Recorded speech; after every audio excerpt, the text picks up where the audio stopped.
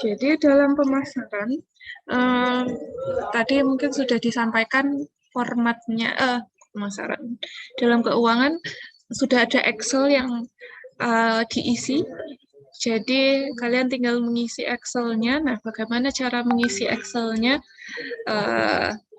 di sana? Kenapa kok ada Excel itu? Jadi agar kita bisa menghitung kelayakan secara bisnis, secara keuangan untuk analisis dasar kelayakannya. Jadi apakah usaha itu menguntungkan atau sebenarnya usaha itu tidak memberikan untung. Nah, kalau usaha itu tidak memberikan untung ya tidak perlu dilanjutkan, gitu. Bisa dianalisis ulang lagi. Gitu. Nah, bagaimana cara kita tahu bahwa usaha ini menguntungkan atau tidak? Jadi itu dari adanya perhitungan biaya produksi. Perhitungan biaya produksi itu di dalamnya ada beberapa macam. Jadi yang pertama, tahapan pertama adalah biaya tetap dan tidak tetap. Kalian harus bisa mengidentifikasi mana biaya tetap, mana biaya tidak tetap. Kemudian BEP, break even point. Jadi break even point itu adalah titik impas. Titik impas satuannya bisa waktu, bisa jumlah unit produk. Titik impas, jadi modal yang kita keluarkan itu sudah tertutupi dari keuntungan yang didapatkan dari hasil penjualan, tapi tidak untung juga gitu. Karena hanya modalnya saja yang tertutupi, jadi impas saja gitu. Kemudian ada HPP, harga pokok produksi, kemudian NPV, net present value, IRR, incremental rate of return, sama PP. PP itu apa ya? Saya lupa.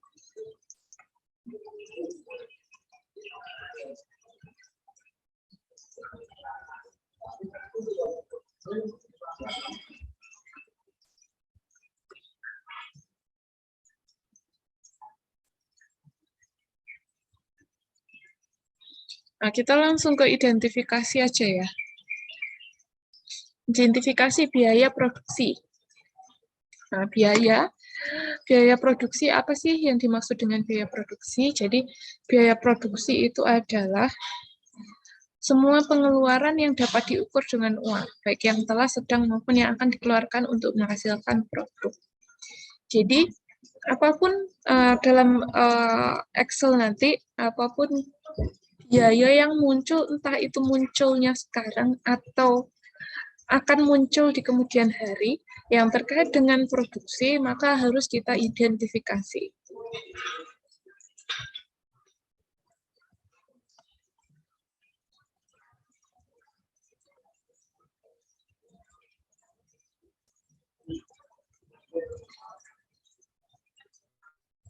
Nah, biaya itu ada beberapa komponen. Yang pertama adalah biaya investasi. Ya, biaya investasi itu mencakup modal tetap dan modal kerja. Modal tetap itu yang seperti apa? Jadi biaya investasi itu biaya modal. Modal ada dua macam, modal tetap dan modal kerja. Nah, modal tetap itu meliputi biaya perizinan usaha. Kalau ketika di awal kita ada izin usaha dan itu membutuhkan biaya. Jadi uang yang keluar, ya kita mengeluarkan. Kemudian biaya pembelian atau sewa tanah, atau sewa ruko, atau sewa booth, atau ya pokoknya sewa lokasi. Kemudian biaya pembelian mesin dan pelatihan produksi. Jadi biaya investasi itu salah satunya yang paling mudah diidentifikasi adalah pembelian mesin dan peralatan produksi. Kemudian peralatan kantor, jadi administrasi, biaya peralatan administrasi, karena administrasi usaha itu juga penting ya. Kemudian kendaraan. Yang ketiga, modal kerja. Modal kerja itu adalah pengeluaran untuk membiayai keperluan operasi dan produksi pada waktu pertama kali dijalankan. Modal kerja itu meliputi biaya bahan baku, bahan pembantu, biaya tenaga kerja, bahan pengemas, utilitas, biaya administrasi, dan biaya pemeliharaan. Jadi gini, misalnya ini ya, biasanya modal kerja ini dihitung selama 3 bulan. Jadi kan gini, taruhlah sebulan pertama ya. Sebulan pertama di awal usaha, benar-benar di awal, di hari pertama. Kalian mau menjalankan usaha itu kan di hari pertama biasanya beli mesin, beli alat, sewa tempat, kemudian misalnya biaya perizinan. Kemudian kan kemudian masuk ke aspek produksi di bulan pertama. Aspek produksi di bulan pertama itu kan membutuhkan dana dulu sebelum kalian mendapatkan keuntungan ya kan, karena memang belum produksinya belum jalan. Untuk sampai ke 1 bulan pertama itu kan kita butuh belanja bahan baku, bahan pembantu, kita butuh merekrut tenaga kerja, bahan pengemas. Nah, itu semuanya kan dikeluarkan dulu. Baru nanti produksinya baru jalan dan keuntungannya di akhir kan gitu. Jadi modal kerja termasuk di dalamnya bahan baku, bahan pembantu, belanja bahan, belanja bahan pengemas. Nah, itu selama 3 bulan bisa diklaim menjadi biaya investasi.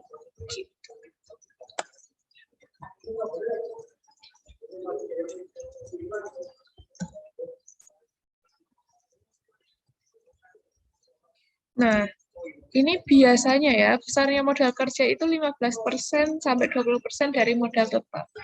Gitu. Jadi tetap tidak boleh terlalu besar dari modal tetap.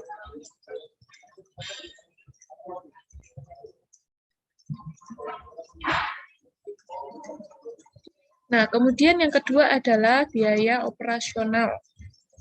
Nah, biaya operasional ini jadi setelah mengeluarkan biaya investasi, kemudian selanjutnya nanti sudah 3 bulan selesai, maka masuk ke biaya operasional. Biaya operasional ini dibedakan menjadi 2 macam, biaya tetap dan biaya tidak tetap. Biaya tetap itu biasanya sebutannya fixed cost ya. Fixed cost, biaya tidak tetap itu variable cost.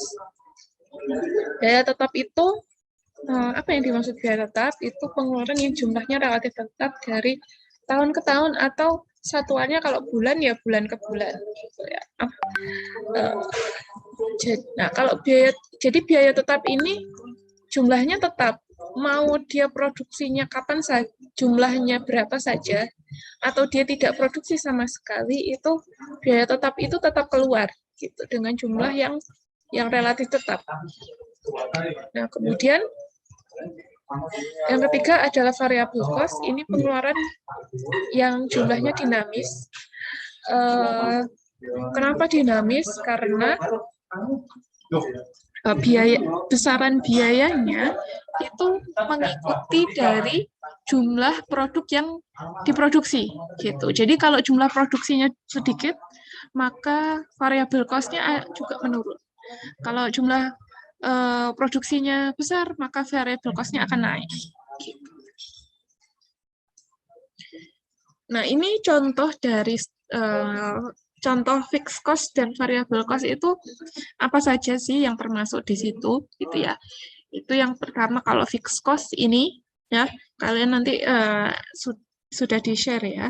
Jadi mana-mana yang masuk fixed cost, mana-mana yang masuk variable cost.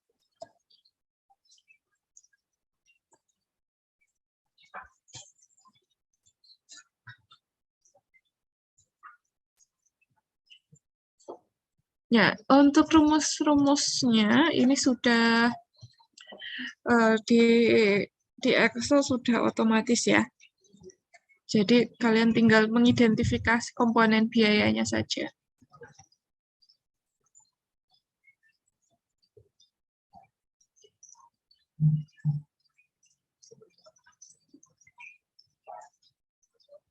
Nah, kemudian analisis yang digunakan, acuan yang paling mudah digunakan itu ketika kita menilai satu kelayakan usaha itu adalah break-even point.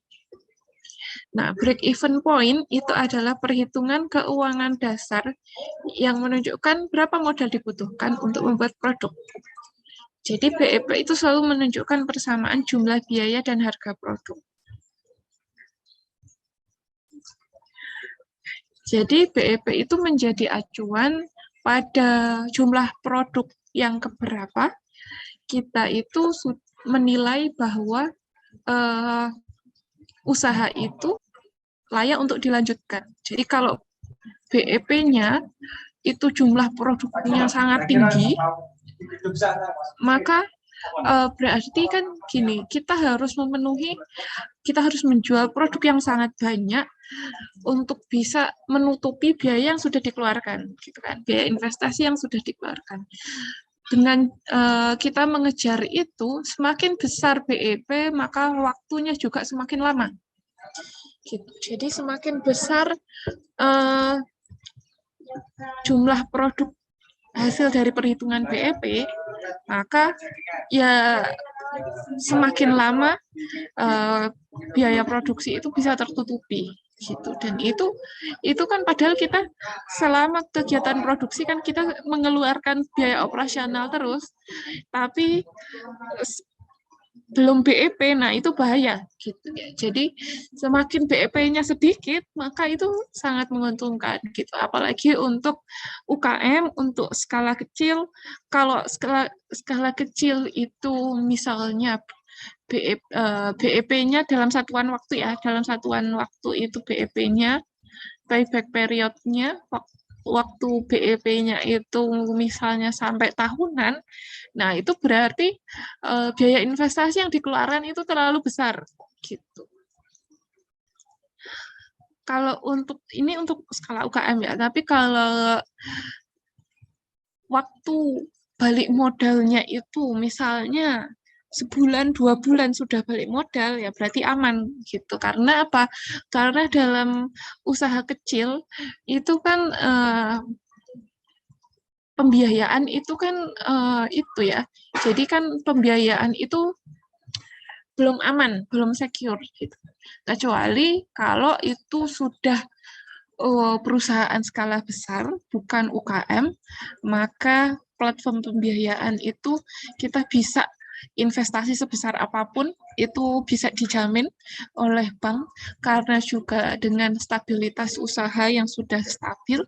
Nah itu mau BEP-nya misalnya tahunan nggak masalah. Tapi kalau masih skala kecil untuk platform pembiayaan juga, jadi keamanan pembiayaannya itu masih rentan, investasinya sebaiknya diminimalisir gitu. Jadi bagaimana cara meminimalisir investasi bisa dilakukan dengan misalnya dengan sewa. Jadi peralatan, misalnya peralatan laboratorium gitu ya yang puluhan juta sampai ratusan juta dan itu benar-benar dibutuhkan, itu daripada beli kita bisa sewa gitu. Jadi kalau beli itu kan ratusan juta, maka nanti akhirnya balik modalnya besar, balik modalnya lama, maka alternatifnya bisa dilakukan dengan sewa. Sama halnya dengan tempat usaha gitu. Tempat usaha kalau harus beli tanah itu kan biayanya sangat besar. Nah, itu nggak aman gitu. Karena itu berarti kan kita modalnya besar di awal, tapi kita nggak bisa menjamin nanti keuntungan kita seberapa besar, itu kan usahanya belum stabil gitu. Jadi lebih baik sewa dulu.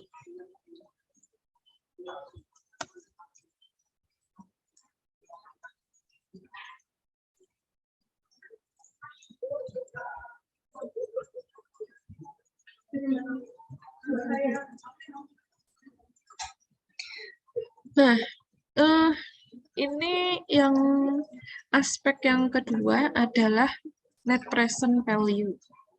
Net present value ini merupakan metode analisis keuangan di mana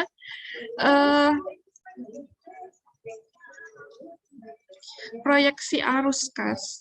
Jadi dapat ditarik ke waktu sekarang. Maksudnya bagaimana? Jadi net present value itu adalah jadi dalam menganalisis keuangan itu kan tidak hanya menghitung biaya yang timbul sekarang, tapi juga biaya yang timbul 2 bulan lagi, 3 bulan lagi, tahun depan, kan gitu, karena itu proyeksi. Nah, proyeksi itu didasarkan pada nilai uang. Nah, nilai uang di bulan depan, 2 bulan lagi sampai tahun depan, itu berbeda dengan nilai uang sekarang. Gampangnya gini, 100.000 bulan ini dengan 100.000 3 bulan lagi, dengan kita membeli dengan jumlah 100.000 yang sama, maka yang kita dapatkan itu bisa jadi berbeda. Gitu. Jadi 100.000 sekarang dengan 100.000 di tahun depan, bisa jadi yang kita dapatkan itu berbeda. Ketika kita membelanjakan 100.000 sekarang dengan 100.000 yang tahun depan. Kenapa? Karena nilai uang itu berubah.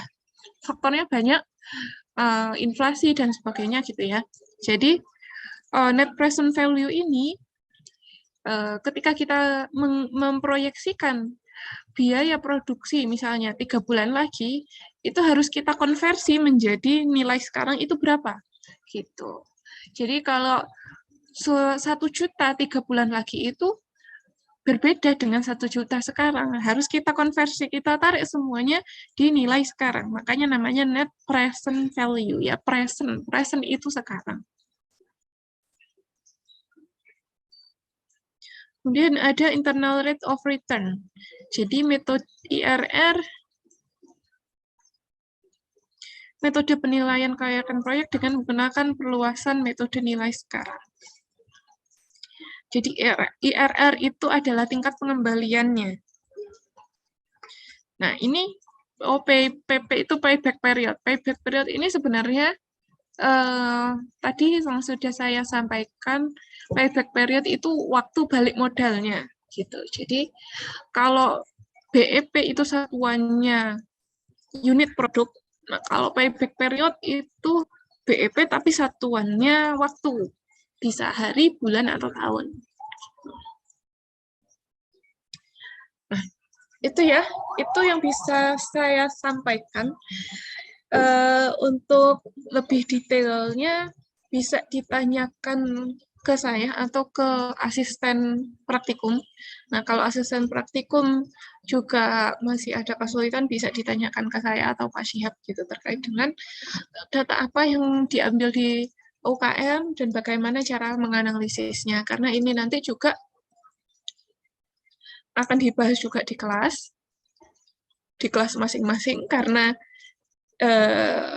ini MIHP ya, MIHP itu kan beberapa kelas nggak saya semua ya, jadi mungkin bisa dilanjutkan, diperjelas di kelas masing-masing, karena ada materi juga terkait dengan keuangan dan juga pemasaran, gitu. Dari sini ada yang ditanyakan dari penjelasan saya?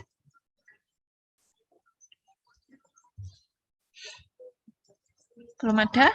Ya mungkin karena baru dijelaskan juga, belum mulai dikerjakan ya. Kalau sudah mulai dikerjakan pasti kan ada banyak pertanyaan yang muncul. Silakan bisa disampaikan ke asisten praktikum atau ke dosennya, bisa saya atau Pak Syihab gitu ya. Dari asisten ada yang mau disampaikan lagi? Dari tim asisten sudah cukup, jadi sudah jelas ya untuk pemberian formatnya. Oke, silahkan. Ini saya, kalau tidak ada pertanyaan, saya undur diri dulu ya. Saya kembalikan kepada asisten. Saya cukupkan. Assalamualaikum warahmatullahi wabarakatuh.